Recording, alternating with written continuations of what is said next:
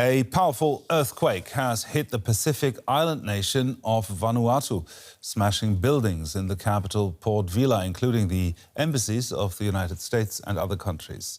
The quake had a magnitude of 7.3 and struck around 30 kilometres off the coast of Vanuatu's main island. At least one person was killed. Local residents survey the damage to Vanuatu's Port Vila. This is the Billabong building, one of the Chinese stores in CTF that's collapsed. We've got the rescue team in there now, pro-rescue in there, trying to get some people out. Went for a walk on the roof. There's definitely some people in there, hopefully still alive. We're trying to get some machinery out at the moment. Injured people have been arriving at hospital, with some reports of casualties. A building housing several embassies, including those of the US, Britain, France and New Zealand, was significantly damaged. The quake triggered several landslides near an international shipping terminal. Much of Vanuatu's communication networks have been knocked out, with the full extent of the damage still emerging. And for more details, I can now speak to Finau Leveni. She's the Deputy Head of the Pacific Delegation for the International Federation of the Red Cross and joins us from Fiji's capital, Suva. Now, what can you tell us about the situation in Vanuatu right now? Thank you so much, and thank you for having me. So we know that there's widespread damage.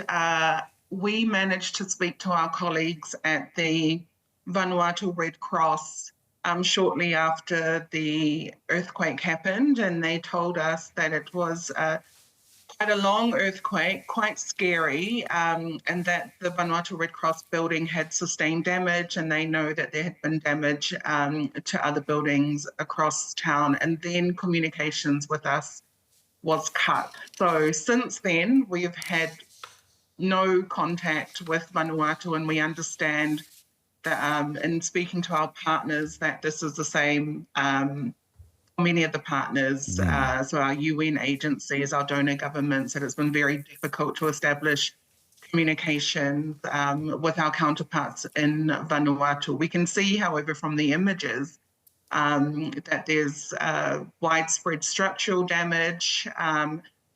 We even heard a report that 10 buildings had completely collapsed, and just for a bit of context, because 10 buildings may not seem much from an outside perspective, but from the Pacific, and particularly in a country where the population is around 300,000 people, 10 buildings in a small capital of Efate, the island, where there's about 66,000 people, 10 buildings is quite significant. And then you can only imagine the damage done to houses with less stronger infrastructure as well, not just in the main cities and towns, but also in the provincial areas. We know that the hospital is overwhelmed, that the operating theatres aren't working, the capacity of the staff is quite limited as well, and they're doing as much as they can by setting up a triage centre on the outside in front of the hospital. But again, the situation is quite urgent. Very briefly, how long do you think it will take until aid from the outside will arrive, and where could it come from? Briefly, if you can. So we've got partners.